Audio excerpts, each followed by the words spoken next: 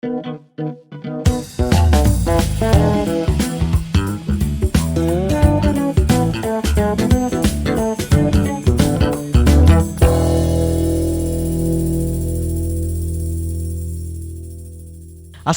warahmatullahi wabarakatuh.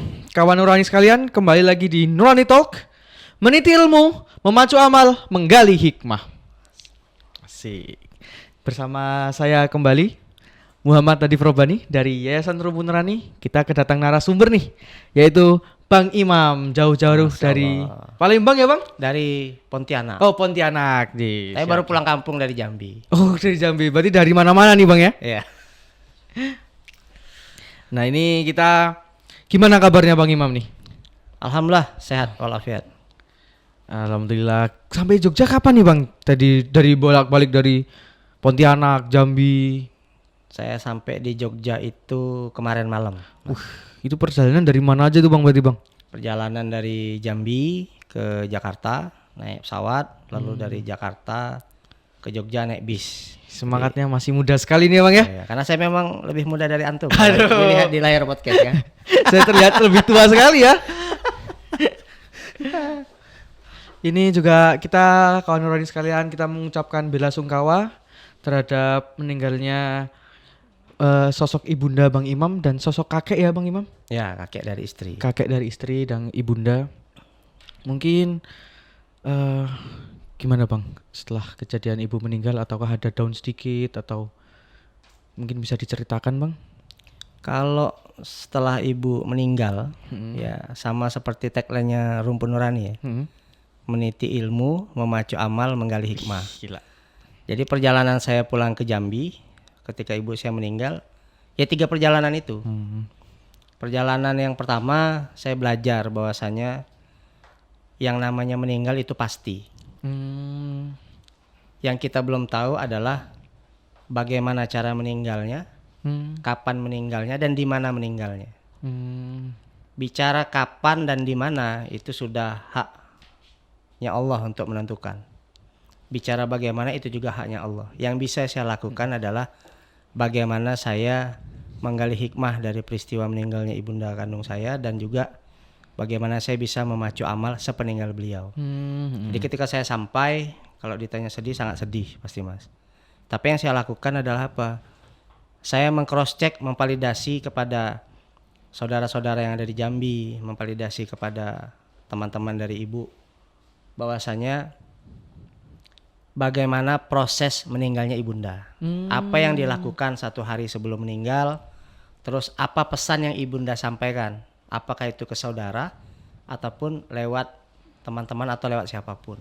Nah, alhamdulillah saya dapat cerita. Ibu saya itu dalam kondisi sehat walafiat. Nah, berat badannya naik, lagi hobi-hobinya makan. Terus hari Sabtu sebelum ibu saya meninggal, itu di hari ulang tahun kakak saya, tanggal 22 Juli, ibu saya masih berangkat pengajian. Nah, ibu saya itu ketua pengajian di desa saya sana tuh Mas, sudah dari tahun 89. Ini berarti sebentar Bang. Itu berarti ibu ini kondisinya sehat walafiat, tidak ada penyakit, gula darah tinggi dan lain-lain. Nggak ada. Terus tidak dalam kondisi yang terpuruk dan lain-lain. Berarti memang mental fisiknya sehat semua ya Mas? Sehat semua. Sehat semua, masih semangat ikut ngaji, bahkan karena ibu saya ketua pengajian ya, pembina pengajiannya, ibu saya ngasih pesan sama teman-teman yang ada di pengajian. Kalau Sabtu ini kita kumpul pengajian di sini, minggu depan saya pengen pengajiannya itu turun ke panti asuhan. Turun panti asuhan pakai seragam. Tapi saya mau seragamnya warna hitam. Waduh. Nah, maka Merinding apa hikmah yang saya ambil di situ? Hikmah yang saya ambil di situ adalah yang namanya seorang ibu itu pasti sangat perhatian sama anaknya.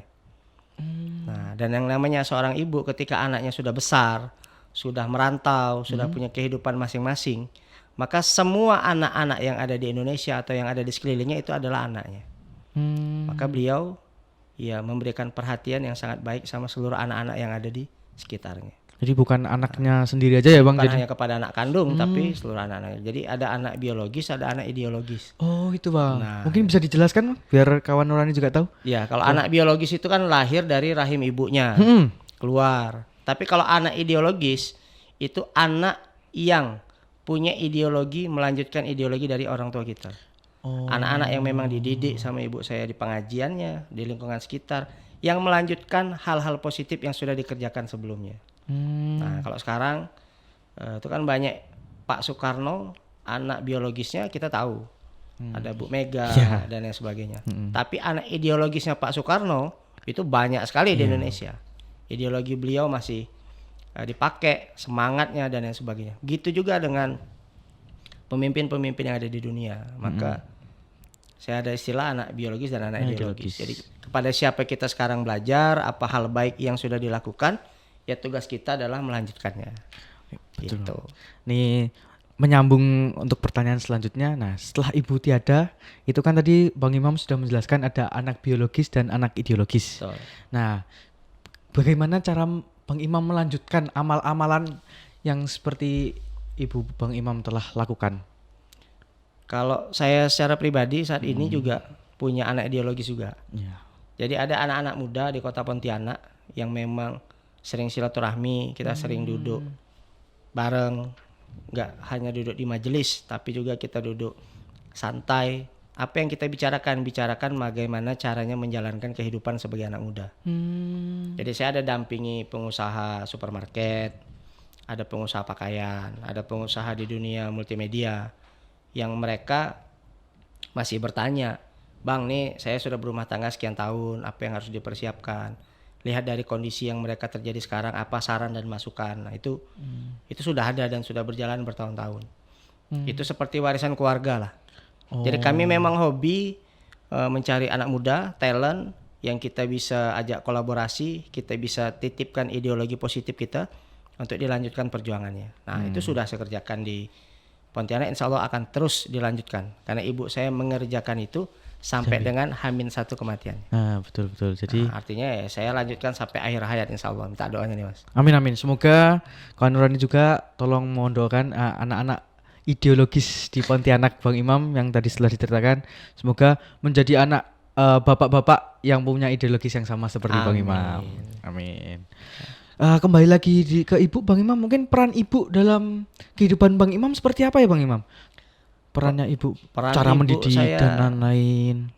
Peranan ibu saya luar biasa Mas. Jadi apapun yang hari ini saya dapat, apapun yang hari ini saya rasakan, pengalaman apapun, aset apapun yang saya punya, itu semua karena doa dari ibu saya. Kenapa saya bilang seperti itu? Karena kan salah satu hadis itu menyebutkan ridho Robi fi ridhol walidi. Ridho Allah ada pada ridho orang tua. Nah, lalu di hadis yang lain al jannatu tahta aqdamil ummahat. Surga itu ada di bawah telapak kaki ibu. Sepeninggal bapak saya tahun 2019, orang yang kalau saya lagi rapuh, lagi down, lagi sedih, yang selalu saya telepon itu ibu saya. Saya telepon, "Mak, apa kabar? Mak, doakan. Ini lagi ada project mau bangun masjid. Ini ada project saya lagi mau kuliah. Ini saya lagi sedih nih, kondisi kayak gini." Itu orang yang pertama kali saya telepon itu ibu saya. Ibu saya cuma bilang gini, "Sudah, tenang. Nanti mama doakan." Jadi kalau saya 3 bersaudara, saya selalu memprioritaskan kalau ibu saya ngangkat tangan berdoa, itu yang didoakan paling banyak itu harus ke saya. Kenapa? Karena ridhonya Allah tuh jatuh dari doa dari orang tua kita. Nah, maka peranan ibu ya sangat luar biasa sih. Jadi apapun keputusan yang saya jalani dalam hidup, saya banyak minta restu, minta ridhonya dari orang tua. Yang bukan cuma minta, sampai ibu saya tuh ngomong gini, Mama ridho kamu ngerjain kegiatan ini sekarang. Mama ridho kamu turun dakwah. Mama ridho kamu jadi dosen.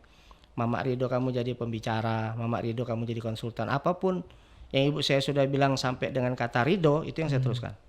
Nah, kan ibu saya sekarang sudah meninggal, artinya semua ridho yang sudah ibu saya sampaikan itu yang akan saya teruskan insya Allah. Berarti tadi kembali lagi ya, ridha ibu itu ada ridha Allah. Nah. Jadi sebelum kita menjalani sesuatu itu kita harus minta ridhonya ibu dulu. Iya. Begitu ya Bang Imam. Betul. Ya. Mas Nadib sudah dapat ridho belum jadi moderator podcast kayak gini? Alhamdulillah sudah ridho. Alhamdulillah. Tanya sama ibunya, Bu, ridho nggak nih? Kalau saya nanti dakwah di Rumpun Nurani. Kalau ibu antum bilang, dah Nadib, ibu ridho nih, kamu dakwah di Rumpun Nurani. Nanti antum dibesarkan Allah lewat Rumpun Nurani. Alhamdulillah. Semoga doakan teman-teman agar selalu besar di Rumpun Nurani dan membesarkan Rumpun Nurani juga. Amin. Jadi buat teman-teman yang belum dapat ridho habis nonton ini langsung telepon ibunya, cari ibunya. Ya, langsung minta ridho apapun itu masalahnya, apapun itu pekerjaannya, ridho ibu adalah ridho yang pertama. Tuh. Setelah kita berbincang-bincang tentang ridho ibu, kita di Rumpun Nurani ini mempunyai program Rumpun Nurani menyapa 1000 lansia. Oh, Masya Allah. Masya Allah. Jadi Nurani menyapa 1000 lansia ini adalah program Rumpun Nurani untuk menyapa 1000 lansia yang ada di Yogyakarta. Yogyakarta. Kenapa sih? Mungkin Bang Imam juga bisa jelaskan nanti mungkin kenapa lansia yang kita harus ini tentang lansia. Kenapa sih kita harus memuliakan lansia, menyambung tentang ibu tadi? Siap. Oh gitu. Jadi saya jelaskan sedikit teman-teman dari Rumpun Nurani. Kita mempunyai program 1000 lansia itu di Jogja. Nah, kenapa sih harus di Jogja? Karena di Jogja itu pertumbuhan lansianya itu sangat pesat. Oh, Masya Allah. Tadi saya baca di artikel itu dari 2019 itu cuma 10%, terus 2020 nambah 1% lagi jadi 11. Sampai sekarang itu dari 2022 itu sampai 14% pertumbuhan lansia. Jadi kalau data di artikel di Yogyakarta itu mempunyai lansia terbanyak secara nasional. Masya Allah, luar biasa. Ya? Alhamdulillah luar biasa. Jadi mengapa sih di Jogja ini kita fokuskan pada lansia? Karena banyak lansia-lansia di Jogja ini udah banyak, tapi kadang-kadang ditinggal anaknya. Nah, terus tidak dijaga sama anaknya, ditinggal pergi. Makanya kita menyambangi lansia-lansia tersebut. Maka kenapa 1000 lansia? Padahal mungkin bisa lebih juga kita di Jogja itu. Bisa mungkin sampai 2000, 3000 sampai 5000 lansia, mungkin begitu. Terus pertanyaan selanjutnya untuk Bang Imam. Kalau Bang Imam melihat program tersebut gimana Bang Imam? Nurani menyapa 1000 lansia. Kalau saya melihat program Nurani menyapa 1000 lansia ini seperti halnya program yang dikerjakan sebagaimana layaknya ketika kita hari ini sibuk menyayangi anak yatim dan lain sebagainya kan, karena orang tuanya sudah tidak ada. Kalau lansia ini kan kebalikannya, anaknya yang sudah tidak ada. Anaknya mungkin ada tapi sudah tidak satu rumah.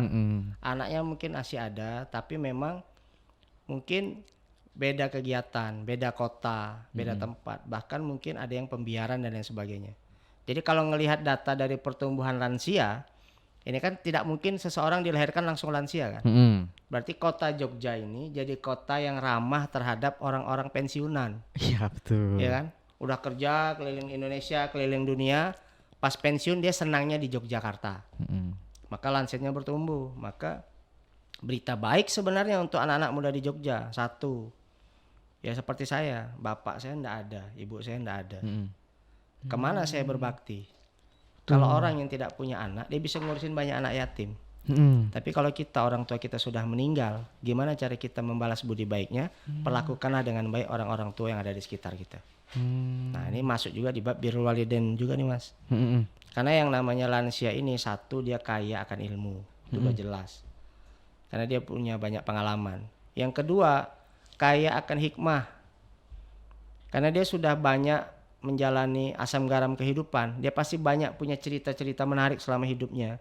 Dia pasti punya banyak nasihat yang harus kita dengarkan sebagai anak-anak muda. Dan yang ketiga, banyak juga lansia ini kaya harta. Dia sudah punya harta, dia mau kasih ke anaknya sudah dibagi semua, masih ada lebihannya, akhirnya dia bingung nih harta mau diapain. Maka bisa jadi dari program Nurani menyapa 1000 lansia, yang menyapa lansia itu bukan hanya anak muda, tapi sesama lansia jadi saling menyapa. Sesama lansia nanti bisa kumpul, sesama lansia nanti bisa berkomunikasi, bisa punya banyak teman dan lain sebagainya. Dan saya sangat menyarankan kalau bisa jangan cuma di Jogja, di Indonesia kalau bisa. Skala nasional ya? Iya, skala nasional. Kenapa? Karena memang banyak lansia-lansia kita tuh kehilangan sosok anak. Anaknya sibuk, susah ditelepon dan lain sebagainya. Dan saya juga mengalami hal itu. Maka di Masjid Kapal Munzalan, tempat saya berkhidmat sekarang, itu kita dikasih buku catatan harian santri nih seperti ini Mas. Mungkin bisa dilihatkan ke kamera Bang Imam. Nah nih, mana nih, ini kamera nih.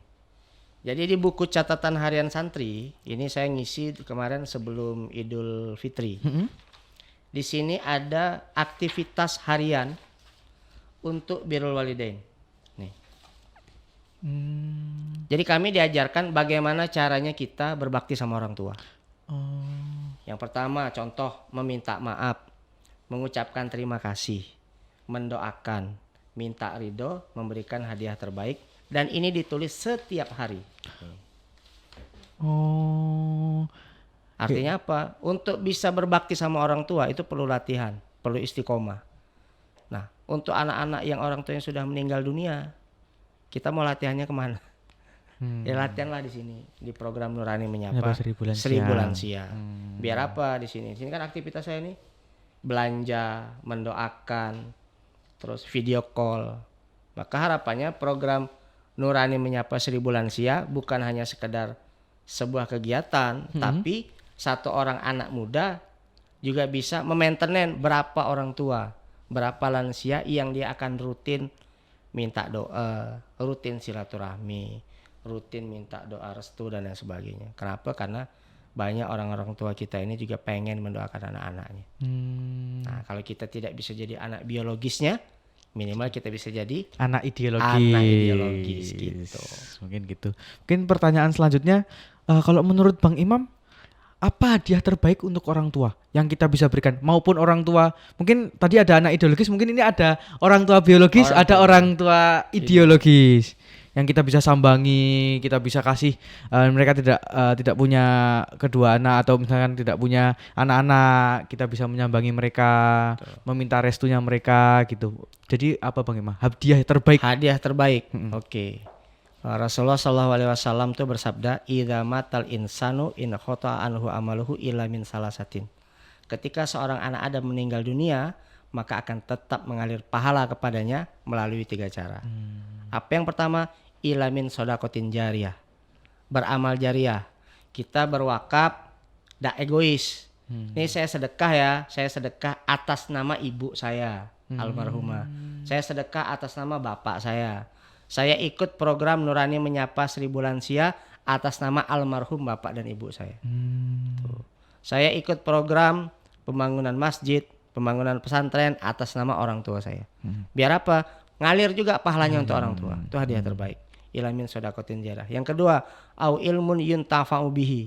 Ilmu yang bisa diambil manfaatnya.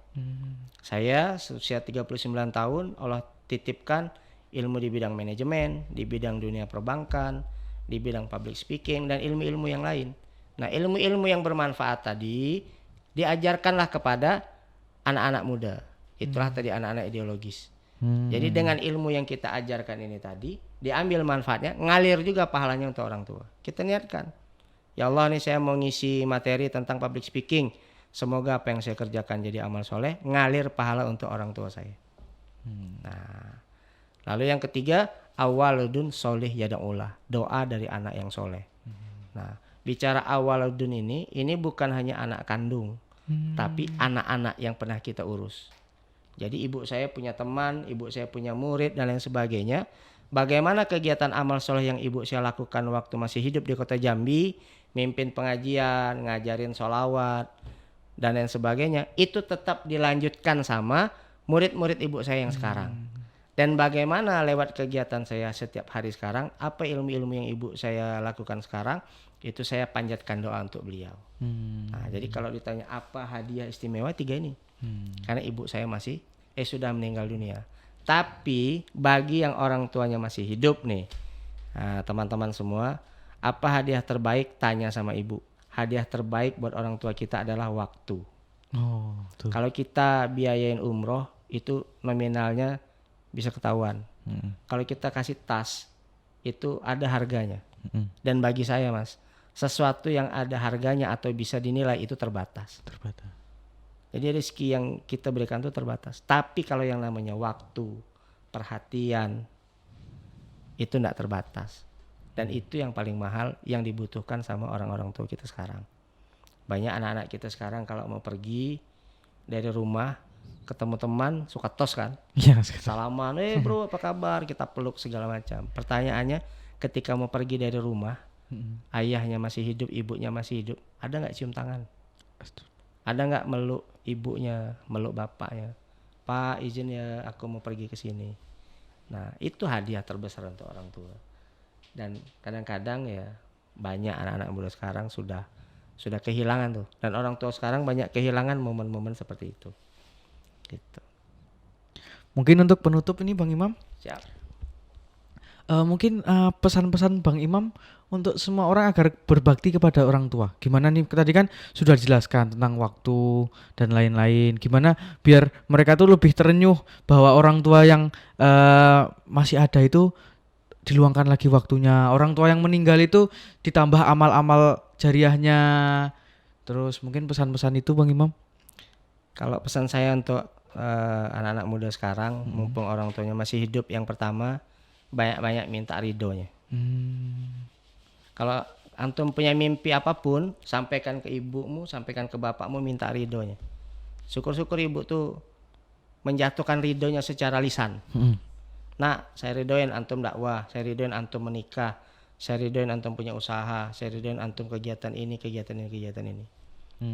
Karena tidak ada satupun manusia yang masuk surga karena amal solehnya. Ingat ya, tidak ada satupun manusia yang masuk surga karena amal solehnya. Manusia itu masuk surga kenapa? Karena dapat ridho dari Allah. Nah, kita ini umat muslim, umatnya Rasulullah, umat yang sangat dimanjakan sekali sama Rasulullah. Kalaulah kita cuma tahu gimana caranya nih ya Rasulullah dapat ridho dari Allah, Rasulullah sampaikan tadi di hadis yang pertama kan, ridho Robbi fi ridho walidain. Ridho Allah ada pada ridho orang tua. Maka mumpung orang tua masih hidup, banyak-banyak minta ridhonya. Dan bagaimana cara minta ridho sama orang tua? Senangkan hatinya. Senangkan hatinya. Walau mungkin ada satu hal yang tidak sependapat, ya tugas kita adalah mendengarkan. Walaupun ada hal-hal yang mungkin kita tidak setuju, tugas kita adalah diam. Kenapa? Karena yang paling penting dari apapun yang kita bahas sama orang tua adalah apa? Adalah ridhonya. Kalaulah ridho itu didapat dengan cara kita diam, itu jauh lebih baik daripada kita membantah dan menyampaikan argumentasi-argumentasi egoisnya kita. Maka buat kawan-kawan yang orang tuanya masih hidup, pastikan apa yang antum kerjakan di luar rumah, apa attitude yang antum lakukan di luar rumah, itu juga terjadi di dalam rumah. Kalau antum keluar rumah, ketemu guru cium tangan, ketemu teman berpelukan, pastikan itu juga terjadi di rumah kita. Mungkin ini sudah banyak sekali obrolan kita. Mungkin obrolan kalau bahasa sekarang obrolannya daging semua Bang Imam. Obrolannya daging semua. Ya kan habis hari raya kurban kan. Iya benar. Masih ada sisa-sisa. Masih ada sisa daging. Masih ada sisa-sisa kurbannya.